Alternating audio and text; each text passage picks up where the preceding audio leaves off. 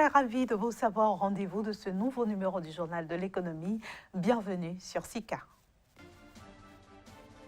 La stabilité financière est désormais sécurisée par une loi en Afrique du Sud. Elle a été signée par le président Jacob Zuma.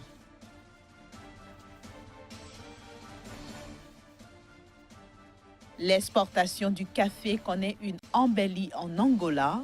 Elle affiche une hausse de 59% pour le mois de juillet.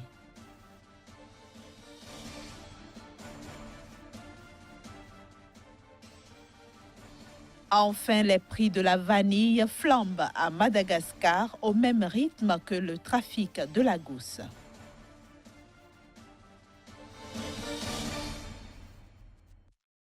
Je le disais à l'instant, la régulation du secteur financier est désormais sécurisée par une loi en Afrique du Sud.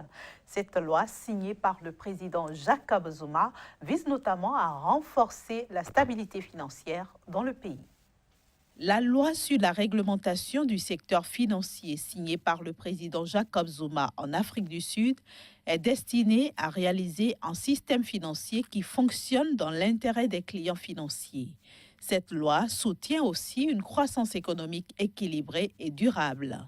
Elle établit en outre deux nouveaux régulateurs financiers, à savoir l'autorité de conduite du secteur financier et l'autorité prudentielle, avec juridiction sur toutes les institutions financières dotées d'une gamme d'outils de supervision. Pour faciliter sa mise en œuvre, un cadre réglementaire et de surveillance sera mis en place avec pour mission de promouvoir la stabilité, l'efficacité et l'intégrité du secteur financier et mieux protéger les institutions financières et les clients. Une bourse de matières premières agricoles verra bientôt le jour au Nigeria. Il s'agit d'une initiative de l'homme d'affaires Pat Utomi, estimée à 135 millions de dollars. Cette initiative entre en ligne avec l'objectif de l'exécutif de diversifier l'économie du pays. La bourse de matières premières agricoles du Nigeria sera située aux environs de Benin City, dans l'État de Bénin. Elle disposera entre autres d'unités de stockage, d'entrepôts réfrigérés et sa construction devrait arriver à terme d'ici fin 2018. De quoi donc permettre aux agriculteurs du pays de vendre de façon optimale leur production. Parlant toujours de l'agriculture, notons qu'au terme du mois de juillet 2017, les exportations en volume de café ont atteint 427 204 sacs en Ouganda, ce qui équivaut à une hausse de 59% par rapport à la même période en 2016.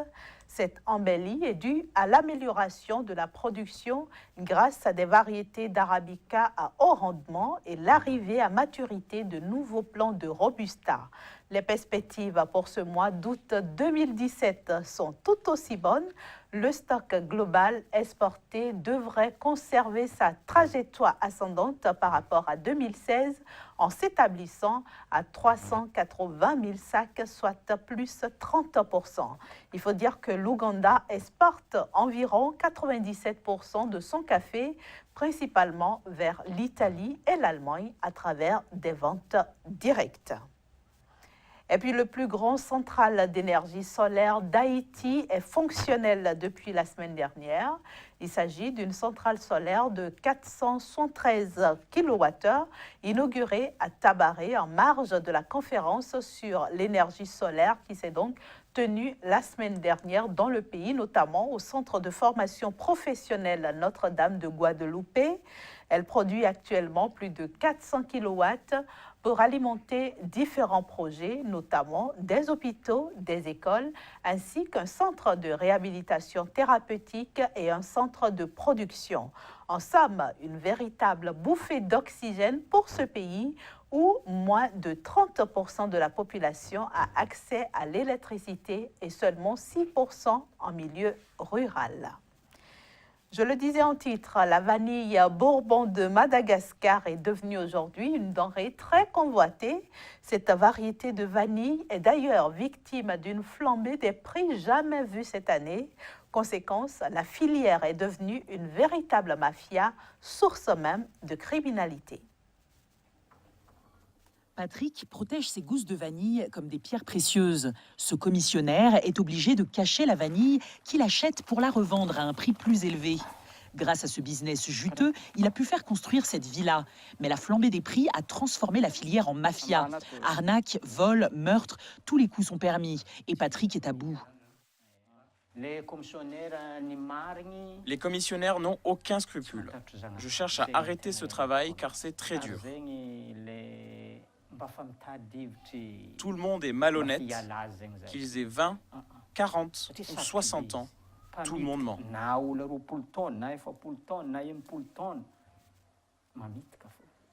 Madagascar fournit 80% de la production mondiale de vanille, mais la demande est supérieure à l'offre. Avec la spéculation, son prix a triplé en 3 ans pour atteindre environ $600 le kilo cette année. Conséquence directe, la criminalité a explosé. Les cultivateurs sont obligés de dormir dans leurs plantations pour éviter les vols.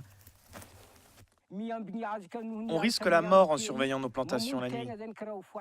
C'est pour ça que c'est très difficile de travailler dans la vanille actuellement. Autre conséquence négative pour cette filière très peu encadrée par l'État, la baisse de la qualité. Par peur des vols, les cultivateurs récoltent leur vanille trop tôt. Et certains producteurs, pressés par l'appât du gain, ne respectent plus le savoir-faire traditionnel très complexe. Il y en a qui sont dans la filière uniquement par opportunisme. Nous vivons de la vanille. Ouais. Ça devient de plus en plus difficile à convaincre parce que beaucoup ont été échaudés par le fait qu'ils ont acheté de la vanille. Les vanilles sont moisies, pourries. La vanille a rapporté environ 650 millions de dollars l'an dernier, soit 5% du PIB du pays. Mais la manne des petites graines noires n'est pas réinvestie dans les infrastructures. Seules 6 communes de la région sur 86 ont l'électricité et 19% seulement ont accès à l'eau potable. Un mot sur la bourse de Sao Paulo. À présent, elle a clôturé mardi au-dessus de la barre des 70 000 points pour la première fois depuis janvier 2011. À l'origine de cette performance inédite, l'impulsion des actions de la compagnie d'énergie Eletrobras, dopée par l'annonce d'un plan de privatisation. En effet, le ministère de l'Énergie du Brésil avait annoncé lundi soir la prochaine privatisation partielle de cette compagnie, alors que le pays tente de résorber un déficit public astronomique. Conséquence, les actions ordinaires d'Eletrobras ont bondi de 48,87% et les actions privilégiées de 32,59%. Et ce sera tout pour la première partie de ce journal de l'économie. On se retrouve juste après une petite pause. Et cette petite pause nous emmène en Éthiopie. Nous allons parler de la croissance de ce pays, une croissance annoncée comme étant intermédiaire d'ici 2025. On en parle avec Casimir Kouidjo qui est sur ce plateau. Bienvenue Casimir. Bonjour Inès. Alors, la Banque mondiale a récemment publié ses perspectives économiques mondiales pour l'année 2017 que révèle justement ce rapport par rapport à l'Afrique et l'Éthiopie. Il faut dire que l'institution de Bretton Woods a donc classé, comme vous le disiez tantôt, donc les performances des pays au niveau donc du continent noir, au niveau de l'Afrique et au niveau de l'Asie. Et il se fait que l'Éthiopie est donc révélée, du moins la Banque mondiale a révélé l'Éthiopie comme le dragon économique au niveau du continent. C'est-à-dire l'Éthiopie aujourd'hui est le premier pays qui pourra donc sortir la tête, je dirais, de l'eau. Vous savez, les pays africains ont été identifiés comme donc pays à faible revenu. Et donc l'Éthiopie aujourd'hui est en train de se battre pour émerger. Alors déjà, pour le compte donc des perspectives à court terme, on annonce déjà une croissance qui aujourd'hui dresse les cheveux sur la tête. Vous imaginez un pays comme l'Éthiopie enclavé qui déjà s'offre déjà une croissance à 2 chiffres déjà en 2014, c'est-à-dire pour l'année budgétaire 2014-2015, l'Éthiopie a pu réaliser une performance de son PIB produit intérieur brut à l'ordre de 10,4%, ce qui affiche donc une croissance économique des meilleurs au niveau donc de la région. Voilà ce que la Banque mondiale a révélé, a trouvé donc au niveau d'Addis Abeba, la capitale donc de ce pays. Et de ces analyses, il s'avère aujourd'hui que l'Éthiopie pourra tirer donc beaucoup d'autres pays de la région donc de l'ornière. Comment est-ce qu'on peut expliquer cet état de choses? Parce que quand on pense à l'Éthiopie, on pense famine, on pense crise, etc. Comment expliquer cette croissance de ce pays par rapport aux autres pays africains qui ne bougent pas beaucoup? Il faut déjà dire qui se portent bien. Il faut déjà dire que l'Éthiopie, en 10 ans, a pu quand même s'offrir des réformes au niveau de son économie. C'est un pays, aujourd'hui, comme vous l'avez dit, qui sort d'une situation très peu confortable, déjà avec un taux d'inflation de l'ordre de 10%. Vous comprenez donc que la vie n'est pas aussi facile à Addis Abeba et dans les autres grandes villes.